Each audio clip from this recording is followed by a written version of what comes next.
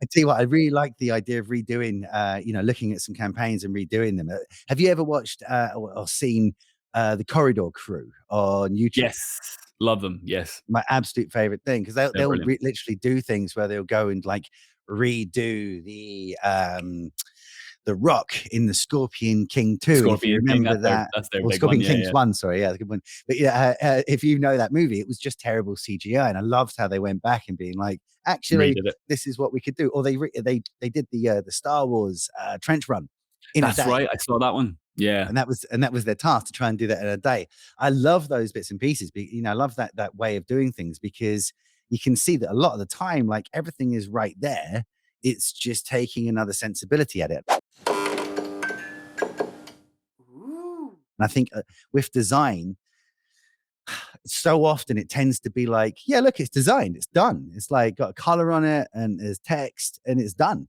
And you don't know that you've opened that door like 5% of where you need to be to get something beautiful out there. And I say beautiful, it doesn't need to be the greatest piece of design known to man. Just like when we create videos, it doesn't have to be the next Nolan movie for you to have good engagement on social, right? Yeah. But it can be really good. Right? It doesn't have to be piss poor, because And it's not also, that. it doesn't. Good design doesn't mean that it doesn't always mean that it looks good aesthetically. It means that it's working for the purpose it was created in the first place. A good example of this recently is, did you see David Hockney's designs on the London Underground? Yes. Right. Awful, right? No one liked it. Awful. But they weren't created to be pleasing to the eye. They were created to start a conversation. Okay. And everybody was talking about those. Okay. Everybody was talking about those. So in my opinion, he did a brilliant job. He did a phenomenal job. It's a very successful campaign, right? It was an amazing everybody was talking about it. But when you look at it, you think, a toddler could have done that. but that wasn't the point. The point wasn't to create something pretty. Because if he'd had just done something that looked great, a couple of people would have gone, "Oh, that looks nice," and moved on with their day. But because it evoked such a strong emotion, and everybody's talking about it. So it looked bad, but I think it was it was great design because it got people talking. Very interesting concept. Very interesting content, So, especially on social as well, because that's one of the things I really have a bugbear with. When people are, you've gone to the work of getting a great design and great branding pack together, brand Bible, logo, wicked. Now you're creating social designs and it all looks like that. Guess what? Like, no one really cares about your branding. I know it costs loads of money, but no one really cares. Like, what you need to do is your social needs to be able to do what it needs to do. And you can't give it the parameters of the 3 colors, one of which is white, that you have in your branding, right? You can't necessarily say that and be like, cool, go make some interesting social, but they better be on brand. It's the same problem we have with when we go and shoot. People are like, oh, let's shoot here in front of my logo and my thing. And I'm like, yeah, man, we're literally going to put that on the screen.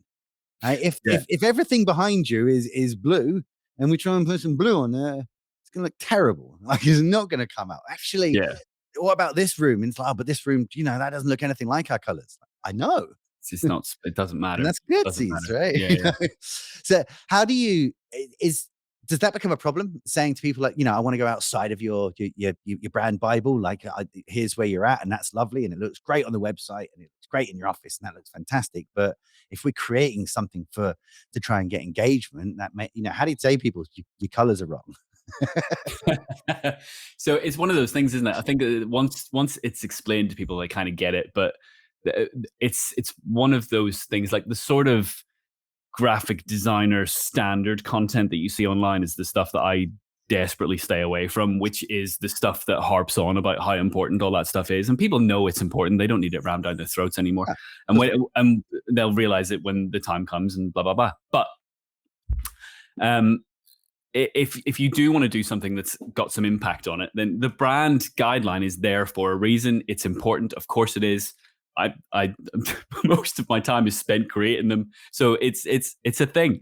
You should have one, but it's not the be all and end all. Like, it's there to make all of your touch points consistent. If someone goes onto your site and then on the footer of your email is different, your business card is different. If all that is different, then that's just going to confuse people. They don't know who the hell you are. There's that whole thing about, people need to kind of have engaged or seen something from you between 16 to 30 times before they'll start paying attention to you. So in that instance, of course it's important. But in saying that, it doesn't mean that every single thing you do has to match this blueprint. You have to, if what you're saying involves you need to like a cartoon style comic strip type thing to go along with it, then make it nice and bright and vibrant, and it'll get its message across. And the next post beside it can be back to your brand thing. Like you don't have to be so strict with it. So I think, if you know how to explain these things to people, they'll get it. They just have the generic information thrown down their throats every day. Brand good, stick to brand. Never deviate, never ever deviate. Well, of course you can. You just, it's black, just don't white, do it all and blue. Those are our colors. Black, white, and blue. Two of those aren't colors. No. Black, white, and blue. They're just shades. No. Dave, we try and keep this at about 45 minutes so people can enjoy it while they're eating a late lunch, and also so they're not spending too much time. That's good, because I haven't enjoyed this at all. Well, exactly. I know. I could see you were hating it, and I wanted to get it closed quickly. Yeah, just finish this off, will you? And everyone's pain. Now you sound like my wife. Hey! So there it is. When we've got to the "that's what she said" type humor, we know the show's to an end. But for those people who want to get some great design in their lives, have those conversations with someone who can explain it simply and not throw designer terms at it, where can the people find you, Dave? They can find me either here under Dave Officer. That's the thing. My website is doodlejuice.co.uk, and I'm on all socials, all of them under Doodle Juice. I'm on the YouTubes, the TikToks, Google the Plus. Instagrams, the Google Plus, even though that's dead. I do have a profile on Facebook, but I don't think I've touched it in about 5 years. So if you go under there, you'll have to wipe the dust off. It's just a Photoshop picture of you strangling Zuckerberg.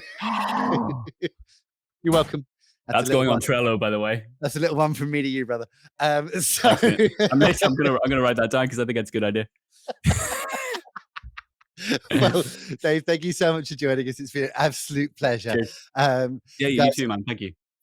You should follow Dave, even if you just want to see something beautiful on your feed, because it's too goddamn boring. There's a good enough reason to go Dave Officer on LinkedIn. But we will see you in the future. In the meantime, Mr. John, take us to the bridge.